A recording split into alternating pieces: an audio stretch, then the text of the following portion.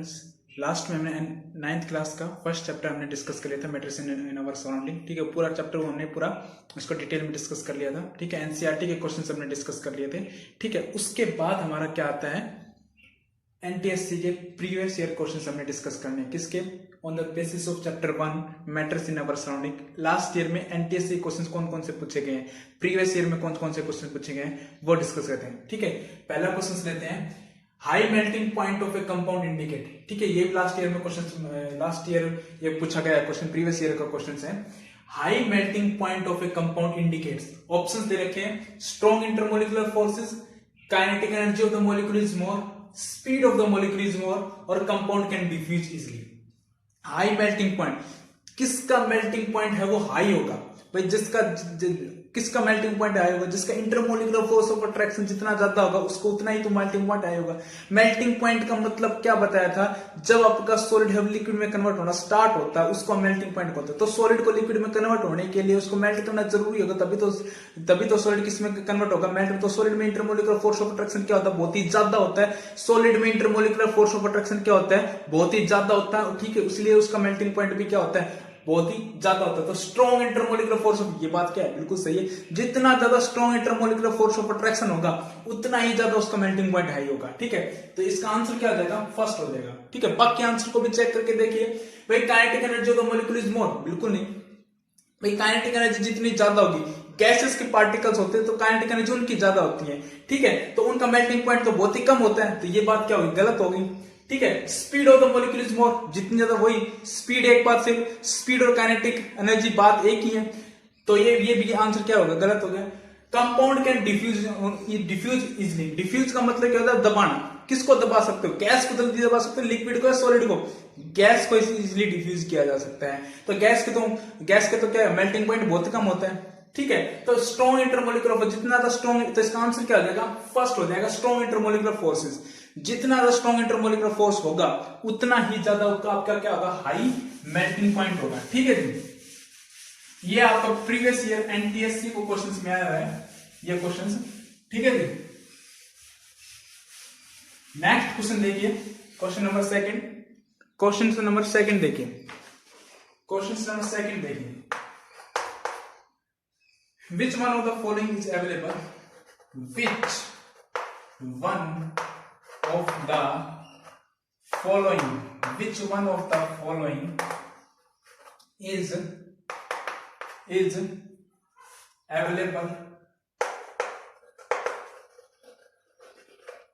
available in three states,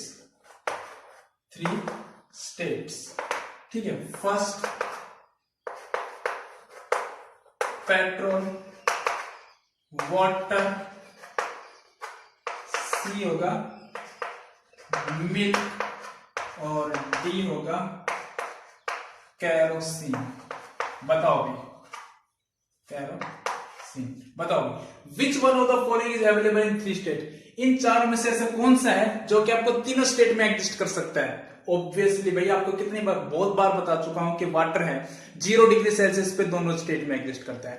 ठीक है, 0 degree Celsius पे आपको सॉलिड में भी एग्जिस्ट कर सकता है, लिक्विड में भी एग्जिस्ट कर सकता है। ठीक है, 100 डिग्री सेल्सियस के ऊपर जाओगे तो आपका लिक्विड में स्टेट में भी एग्जिस्ट कर सकता है, और गैस स्टेट में। तो एक वाटर एक सब्सटेंस है, वाटर एक ऐसा लिक्विड है जो कि तीनों स्टेट में क्या कर सकता है, आपका एग्जिस्ट कर सकता है। कई बार मैं आपको बता चुका हूं, तो इसका आंसर क्या होगा, आपका वाटर होगा। ठीक है जी, ये भी आपका प्रीवियस ईयर में आया हुआ क्वेश्चन है। ठीक है, सिंपल जो पढ़ाया है ना आपको, सिंपल टू द पॉइंट वही क्वेश्चंस पूछे गए हैं। ठीक है, कोई एक्स्ट्रा पढ़ने की जरूरत नहीं है, कोई एक्स्ट्रा बुक पढ़ने की जरूरत नहीं है। जो पढ़ाया गया है, जो समझाया गया है, सिर्फ उसी को अच्छे से, जो वीडियो आपको भेजी जा रही है उसी को नोट्स बनाओ अच्छे से, उसको लर्न करो अच्छे से, जो पढ़ाया जा रहा है बस वो करते रहो। एनटीएससी के क्वेश्चंस एक भी नहीं छूटेगा, गारंटेड है। ठीक है,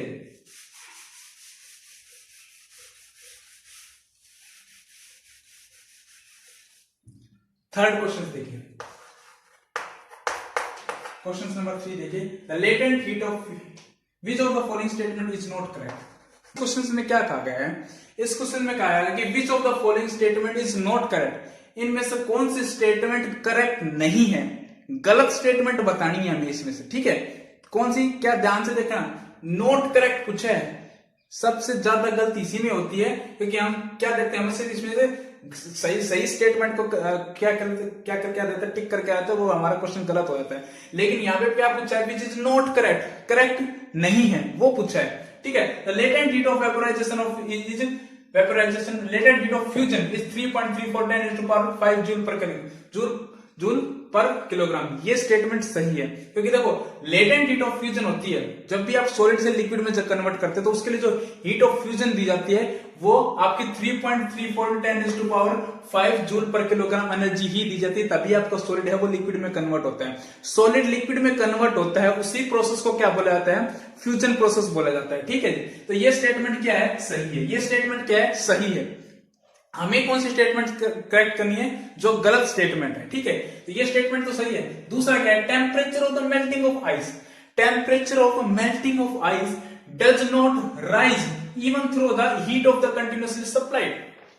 ये बात को बताया था कि भाई मेल्टिंग ऑफ आइस को मेल्ट करते जब सॉलिड है वो लिक्विड में कन्वर्ट होता है, जब आपकी, मैंने बताया जब आपकी स्टेट चेंज होती है तब आपका टेम्परेचर क्या रहता है, कांस्टेंट होता है, ठीक है। टेम्परेचर कब राइज करता है, जब स्टेट चेंज नहीं करती। जब स्टेट चेंज करती है, मेल्टिंग ऑफ आइस मेल्ट हो रही है, मतलब सॉलिड किस में कन्वर्ट हो रहा है, लिक्विड में कन्वर्ट हो रहा है। जब सॉलिड लिक्विड में कन्वर्ट हो रहा है, इसका मतलब टेम्परेचर आपको क्या होना चाहिए, कांस्टेंट होना चाहिए। तो ये बात ही इसी ने बोली है, does not rise even through the heat is continuously supplied. तो टेम्परेचर राइज किया ही नहीं, मतलब टेम्परेचर कांस्टेंट है, ठीक है। Temperature of melting of ice, जब हम आइस को मेल्ट कर रहे हैं, आइस को लिक्विड में कन्वर्ट कर रहे हैं, तो टेम्परेचर क्या है आपका, कांस्टेंट है।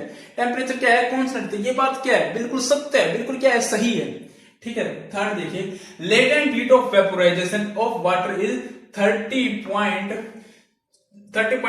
10⁵ जूल पर किलोग्राम। ये बात क्या है, ये गलत है, क्योंकि आपको देखो याद रखनी है आपको, लेटेंट हीट ऑफ फ्यूजन होती है वो 3.34 10⁵ जूल पर किलोग्राम होती है। लेकिन लेटेंट हीट ऑफ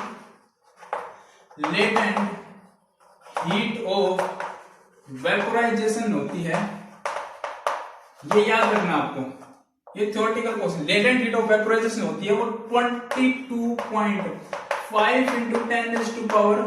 10⁵ जूल पर किलोग्राम होती है, ठीक है। Latent heat of vaporisation 22.5 × 10⁵ joule पर किलोग्राम होती है, और लेटेंट हीट ऑफ फ्यूजन जो होती है 3.34 × 10⁵ जूल किलोग्राम। लेकिन ये बात तो सही है, लेकिन लेटेंट हीट ऑफ वेपोराइजेशन कितने 22.5 होती है, लेकिन यहाँ पे कितने 30.4। ये बात क्या है, गलत है। तो इसका आंसर क्या हो जाएगा, सी आंसर हो जाएगा, ठीक है जी। आंसर क्या हो जाएगा इसका, सी आंसर हो जाएगा, ठीक है। नेक्स्ट क्वेश्चन देखिए,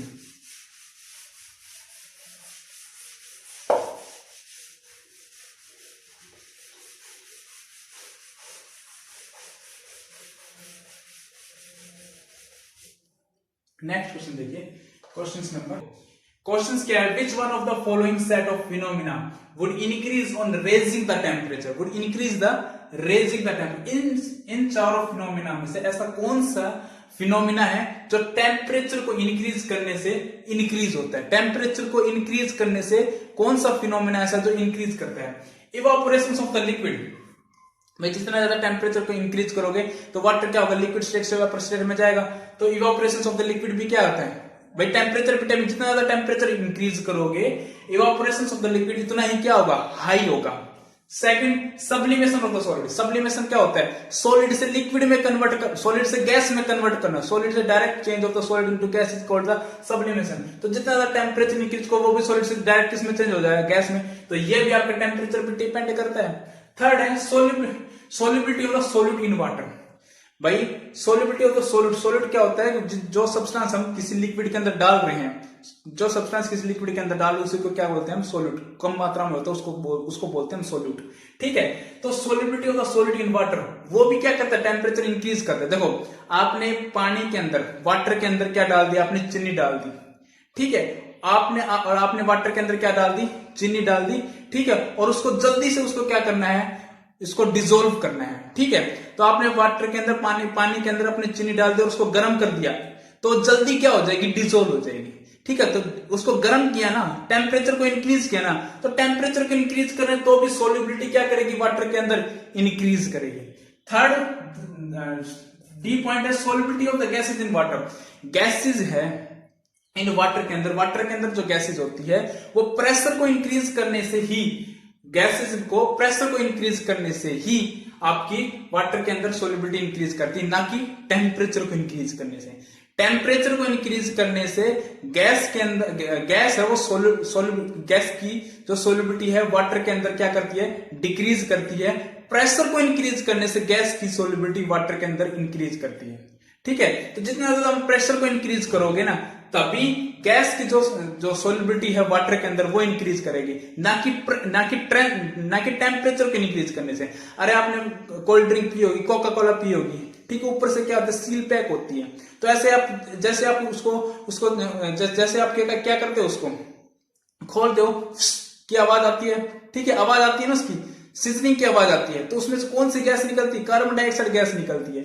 ठीक है, तो कार्बन डाइऑक्साइड गैस को उसको क्या कहते हैं, कार्बन डाइऑक्साइड गैस जो लिक्विड है, जो आपकी कोका कोला है, उसको डिसॉल्व करने के लिए उसको ऊपर से क्या किया गया है, प्रेशराइज किया है। टेम्परेचर को तो इंक्रीज नहीं किया ना, प्रेशर को इंक्रीज किया है। तो उसी को जो आप आगे आप पढ़ोगे 12th क्लास में, हेनरी ला इसको बोलते हैं। ठीक है, तो प्रेशर को इंक्रीज करने से ही गैस की सोलिबिलिटी वाटर के अंदर क्या करती है, इंक्रीज करती है, ना कि टेम्परेचर को इंक्रीज करने से।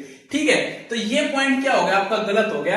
ये तीनों पॉइंट तो आपके सही हैं। टेम्परेचर को इंक्रीज करने से evaporation of the liquid increase करता है, टेम्परेचर को इंक्रीज करने से सब्लिमेशन ऑफ सॉलिड इंक्रीज करता है, टेम्परेचर को इंक्रीज करने से solubility of the solute in water increase करता है, लेकिन टेम्परेचर को इंक्रीज करने से solubility of the gas in water decrease करता है। वो प्रेशर को इंक्रीज करने से ही solubility of the gas in water क्या करता है, इंक्रीज करता है। टेम्परेचर को इंक्रीज करने से गैस की जो सोलिबिलिटी है वाटर के अंदर, टेम्परेचर को इंक्रीज करने से गैस की सोलिबिलिटी वाटर के अंदर डिक्रीज करती है। तो इसका ऑप्शन क्या हो गया, तीन ऑप्शन हमारे क्या है, राइट है। तो ए ऑप्शन सही है, बी ऑप्शन सही है, सी ऑप्शन सही है। तो इनमें से कौन सा ऑप्शन सही होगा, सेकंड वाला। ए भी सही, बी भी सही और सी भी सही। एनटीएससी का लास्ट ईयर का क्वेश्चन है, 2018 का क्वेश्चन है। ठीक है, ऐसे ऐसे क्वेश्चन आते हैं। आपको चैप्टर को थोड़ा डिटेल में पढ़ने की जरूरत है। ठीक है, थोड़ा सा डिटेल में पढ़ने की जरूरत है, उसके बाद इजिली क्वेश्चन हो जाएंगे। कॉन्सेप्ट पे पकड़ बनाओ, उसके बाद आराम से क्वेश्चन सोल्व हो जाएंगे। ठीक है, ओके, बाकी क्वेश्चन हम नेक्स्ट वीडियो में डिस्कस करेंगे। Okay, thank you so much.